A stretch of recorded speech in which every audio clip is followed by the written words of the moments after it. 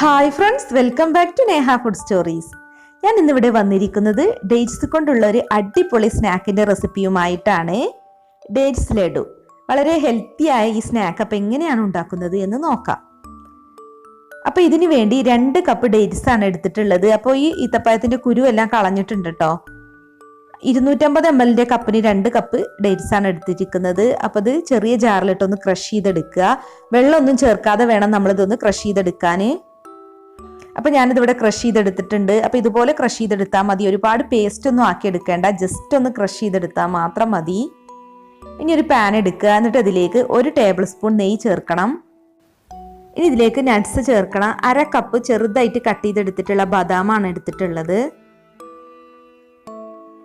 പിന്നെ ഒരു 1/4 കപ്പ് ചെറുതായിട്ട് ചോപ്പ് ചെയ്തെടുത്തിട്ടുള്ള കാഷ്യൂനട്ടും എടുത്തിട്ടുണ്ട്. ഒരു 2 ടേബിൾ സ്പൂൺ ഉണക്കമുന്തിരി. അപ്പോൾ ഇനി ഇതൊക്കെ ഒന്ന് ഫ്രൈ ചെയ്തെടുക്കണം. ലോ ഫ്ലെയിമിലിട്ട് ഫ്രൈ ചെയ്തെടുത്താൽ മതി. പിന്നെ ബദാമും കാഷ്യൂനട്ടൊന്നും ചേർക്കാൻ താല്പര്യമില്ലാത്തവർക്ക് കപ്പലണ്ടി വറുത്തത് ചേർത്താലും മതി. അതിൻ്റെ സ്കിന്നെല്ലാം കളഞ്ഞ് ഇനി നമ്മൾ ക്രഷ് ചെയ്ത് വെച്ചിട്ടുള്ള ഡേറ്റ്സ് ഇതിലേക്ക് ചേർക്കാം. അപ്പോൾ ആദ്യം കുറച്ച് ചേർത്തിട്ടൊന്ന് മിക്സ് ചെയ്തെടുക്കുക.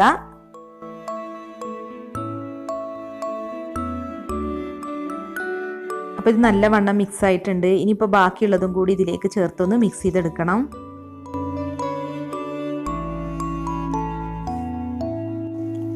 അപ്പോൾ ഇനി ഒന്നും കൂടെ നല്ലവണ്ണം ഒന്ന് മിക്സ് ചെയ്ത് കൊടുക്കുക. നമ്മൾ മിക്സ് ചെയ്ത് കൊടുക്കുമ്പോൾ ലോ ഫ്ലെയിമിലിട്ട് വേണം കേട്ടോ മിക്സ് ചെയ്യാൻ, അല്ലെങ്കിൽ ഇത് അടി പിടിക്കും. പിന്നെ നമ്മൾ ഡേറ്റ്സ് ഇതിലിട്ട് മിക്സ് ചെയ്തെടുക്കുമ്പോൾ ഡേറ്റ്സ് നല്ലവണ്ണം സോഫ്റ്റ് ആയി വരും. അപ്പോൾ ഇതിവിടെ റെഡി ആയിട്ടുണ്ട്. ഇനിയിപ്പോൾ നമുക്ക് ഫ്ലെയിം ഓഫ് ചെയ്യാം, എന്നിട്ട് ഇത് മാറ്റി വെക്കാം. അപ്പോൾ ഇതിവിടെ നല്ലവണ്ണം തണുത്തിട്ടുണ്ട്. ഇനിയിപ്പോൾ കയ്യിൽ കുറച്ച് നെയ്യ് തടവി കൊടുക്കണം. അതിനുശേഷം വേണം നമ്മളത് ലഡുവിൻ്റെ ഷേപ്പിലാക്കിയെടുക്കാൻ. അപ്പോൾ നമുക്ക് ഏത് സൈസിലാണോ ലഡു വേണ്ടത് ആ സൈസിൽ നന്നായിട്ടൊന്ന് ഉരുട്ടിയെടുക്കുക.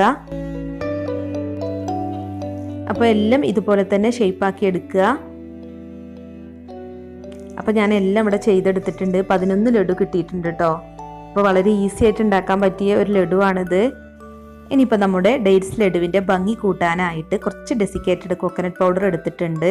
അപ്പോൾ ഇതിലൊന്ന് കോട്ട് ചെയ്തെടുക്കുകയാണെങ്കിൽ കാണാൻ നല്ല ഭംഗിയായിരിക്കും, അതുപോലെ ടേസ്റ്റും കൂടും കേട്ടോ.